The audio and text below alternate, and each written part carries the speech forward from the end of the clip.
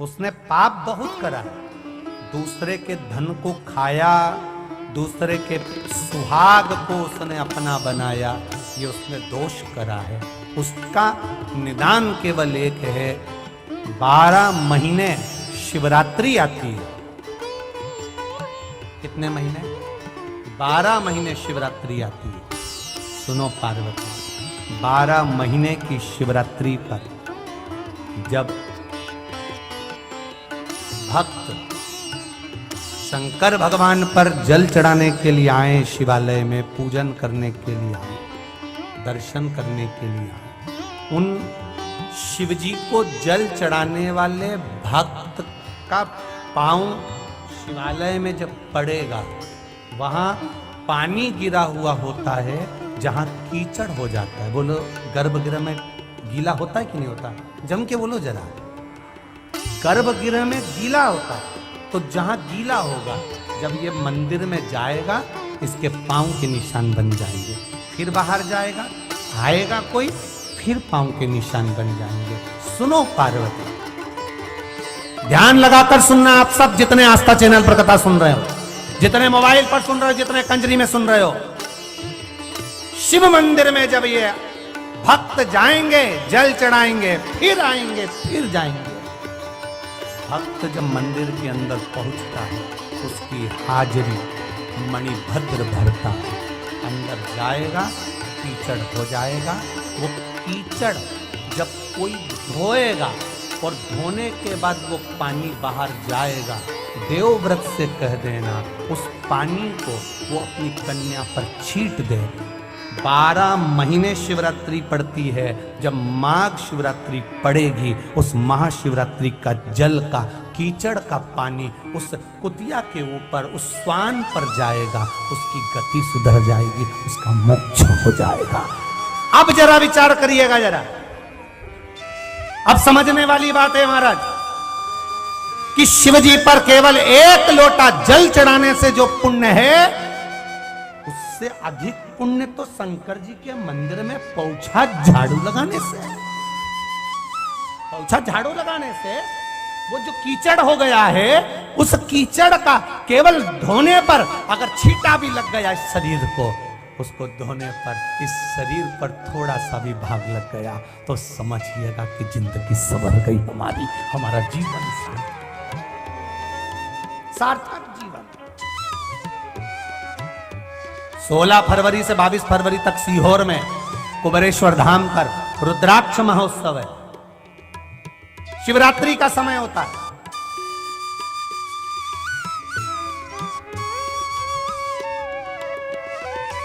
शिवरात्रि के समय होता है। फुलेरा दूज भी बीच में आती है।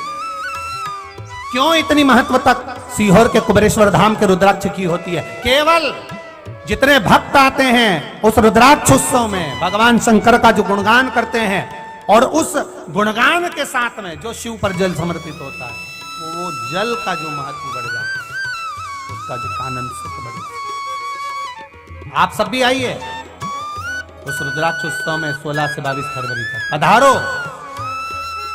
ये जीवन में बार बार नहीं मिलता, उसका आनंद प्राप्त करिए। उस रुद्राक्ष की महत्वता को जानिए। क्या है उसमें? शिव के मंदिर में जो कीचड़ मच गया, शिव के मंदिर में कल हमने देखा था, यहाँ से हम जब जा रहे थे तो कोई भाई लोग पानी की बोतल उन सबको, जाने वाले पथिकों को दे रहे थे। हमने देखा कोई किसी को प्रसाद दे रहा था, कोई किसी के लिए कुछ दे रहा था। देखकर प्रसन्नता हुई। क्यों? तुम्हारा धन किसी काम का नहीं। अगर शंकर के भक्त कहीं निकल कर जा रहे हैं और उनको अगर आपने पानी पिला दिया, कुछ खिला दिया, तो तुम्हारी जिंदगी तो वैसे ही सार्थक हो गई। माघ का महीना, माघ का महीना और शिव महापुराण की कथा, और मौका मिला ये दोनों हाथों से लुटाने के। हम जजमान से ज्यादा धन्यवाद तो जिग्नेश भाई के परिवार को देना चाहेंगे कि कितनी कृपा हुई है।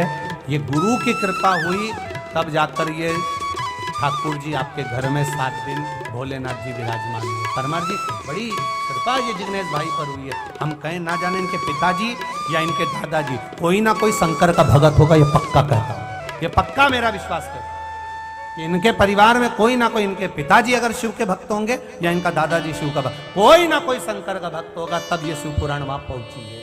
बहुत कठिन, बहुत कठिन,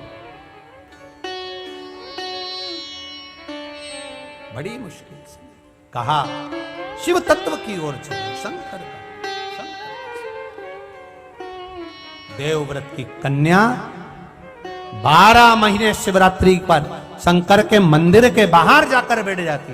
पंडित जी जब झाड़ू लगाते, धोते, उस धोने की धोबन का पानी बाहर जाता और वो कुतिया उसमें लोट लगा लेती। बस निकलता गया समय, महाशिवरात्रि आ गई और उस महाशिवरात्रि के दिन उस पर जो जल का छींटा पड़ा, सुंदर स्त्री बनकर हर हर महादेव कहकर भगवान शिव के धाम चली गई। ये शिव तत्व है, ये शंकर की कथा, ये शिव